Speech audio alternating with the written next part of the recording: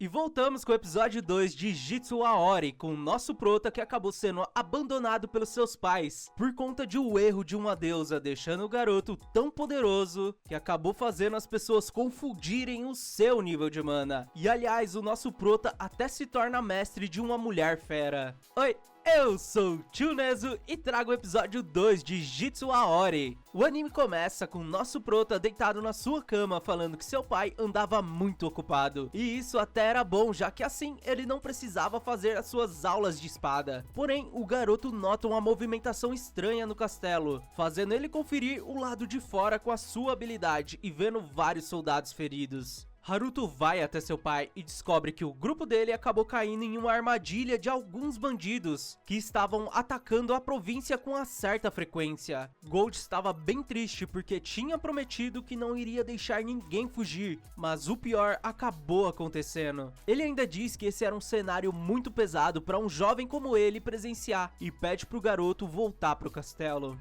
O garoto fica pensativo enquanto andava junto a Fly, que acaba fazendo um comentário infeliz sobre o que Gold estava fazendo para seus homens acabarem daquele jeito contra simples bandidos, deixando Haruto irritado e mandando ela calar a boca enquanto emanava uma aura ameaçadora, deixando a demônio assustada. O garoto volta pro castelo enquanto usava sua magia para curar os guardas, sem que ninguém percebesse e provendo curas milagrosas, enquanto Gold ficava sem entender nada.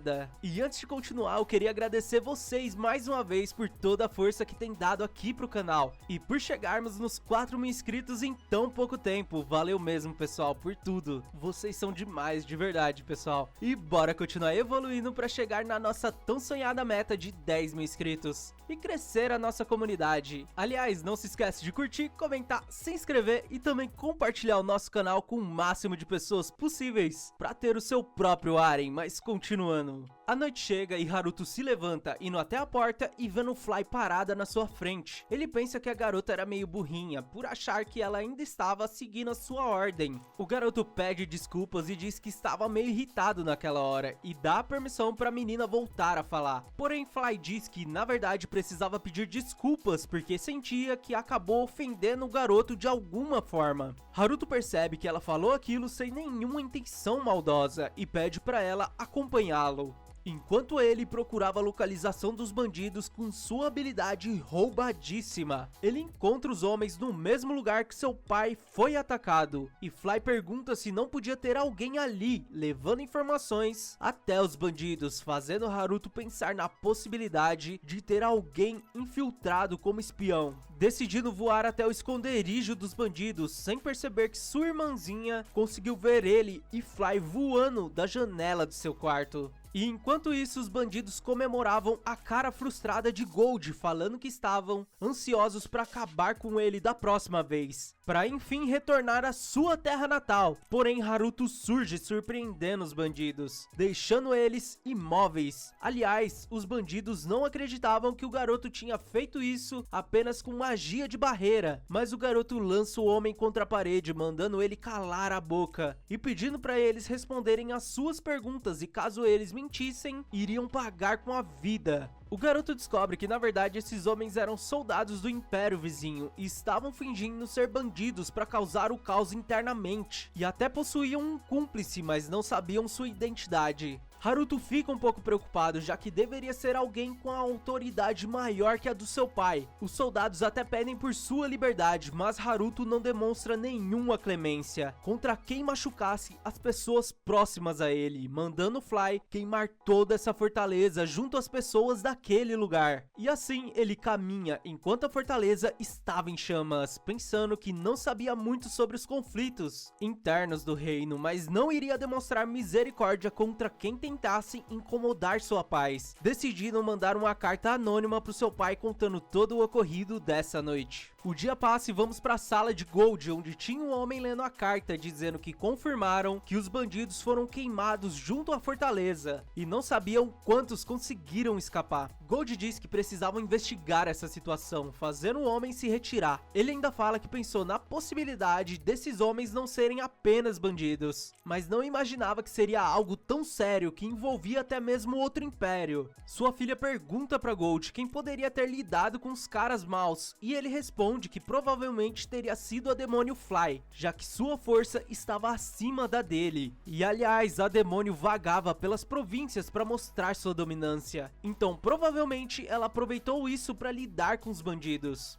A garota sai do colo do seu pai e diz que precisava fazer algo enquanto saía da sala, enquanto se perguntava quem realmente era seu irmão, se lembrando dele voando na noite anterior e correndo até Fly, perguntando por que tinham dois do seu irmão. Mas a demônio fica confusa e a menina diz que na noite anterior viu duas silhuetas, que pareciam ser ela e seu irmão voando, mas imaginava que não poderia ser ele, já que o garoto não possuía mana suficiente para isso. E isso fez ela ir até o quarto do garoto, vendo que ele estava dormindo, porém ele não estava emanando aquela aura ameaçadora de sempre. A demônio fica impressionada, dizendo que a menina conseguiu notar o potencial mágico do garoto, e ainda fala que aquela aura era a mana dele, que tinha nascido com um poder maior que qualquer outro humano, e não poderia falar o que Haruto realmente era, mandando a menina não se preocupar tanto com essas coisas, porque senão ela não iria crescer. E logo em seguida Fly vai até o garoto contando tudo pra ele, que fica preocupado se a garota iria contar isso pra mais alguém, fazendo ele aumentar suas barreiras de vigia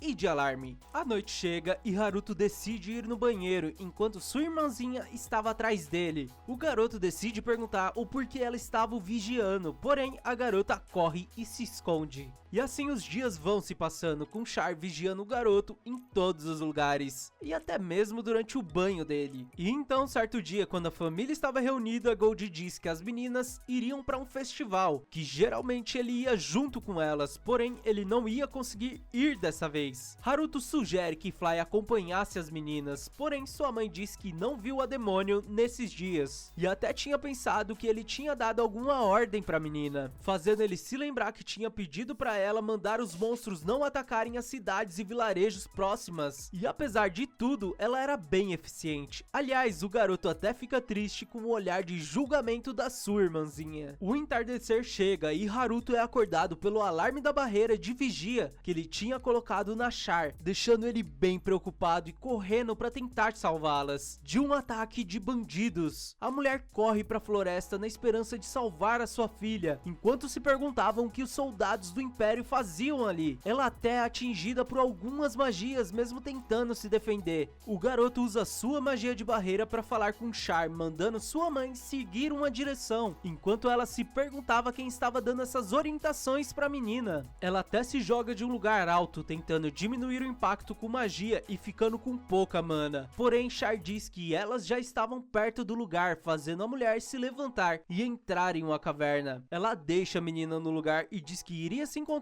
com a pessoa que estava orientando a Charlotte, e essa pessoa deveria ser um herói da justiça que punia as pessoas malvadas. Charlotte chora pedindo para ela não ir, mas a mulher dizia que iria protegê-la a todo custo, e por isso não era para ela se preocupar. Natália sai da caverna e nota uma magia de camuflagem sendo ativada, deixando ela bem surpresa com esse nível de magia. Os soldados chegam até ela dizendo para procurar a garota, já que ela deveria estar próxima, fazendo ela puxar a sua adaga, dizendo que não podia ser capturada e só tinha uma solução para isso, apontando a sua adaga para o seu pescoço enquanto pensava na sua família. Mas a adaga se quebra e a mulher é atingida por uma magia de raio que faz ela desmaiar. Haruto finalmente chega, segurando a mulher no colo, ficando revoltado com aqueles soldados e despertando a sua ira sobre eles, mandando todos para longe. O garoto entra na caverna, mudando a sua voz enquanto falava para Charlotte que a mulher estava desacordada e ficar ao seu lado, já que a ajuda já estava a caminho, então ela só precisava esperar mais um pouco.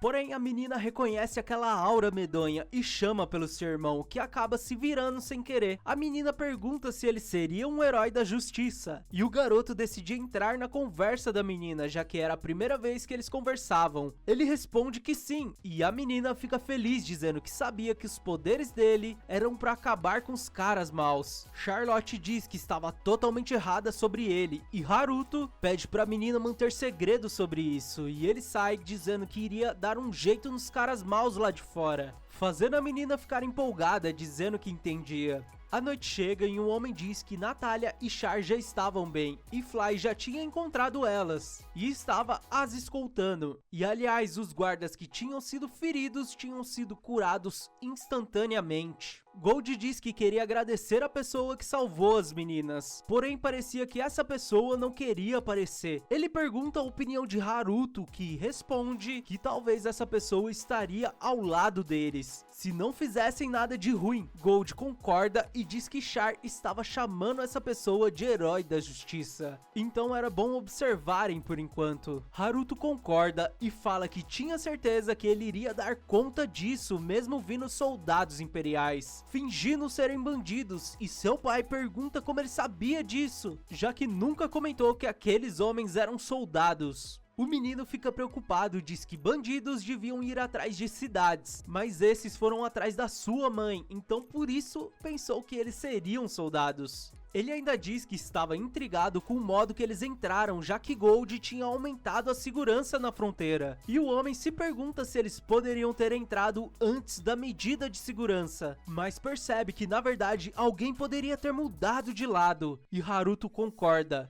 Gold até diz que às vezes nem parecia que seu filho tinha 9 anos, fazendo o garoto pensar que na verdade era um tiozão. E então Gold fala que aquela duas caras estava abrindo suas asas, fazendo o garoto se perguntar sobre quem ele estava falando. Mas as meninas finalmente chegam a salvo, abraçando Gold. Charlotte olha para o seu irmão e corre para abraçá-lo, dizendo que estava com saudades dele. Natália até pergunta quando eles ficaram tão próximos, mas a menina diz que não aconteceu nada e amava seu irmão. Haruto fica feliz por ela estar gostando dele, enquanto Fly falava que isso era intimidade demais com o garoto. Seus pais até davam risada dessa situação, trazendo o final do nosso segundo episódio. Muito obrigado a quem ficou até aqui e não se esquece de curtir, comentar e se inscrever no canal. Valeu e até o próximo vídeo.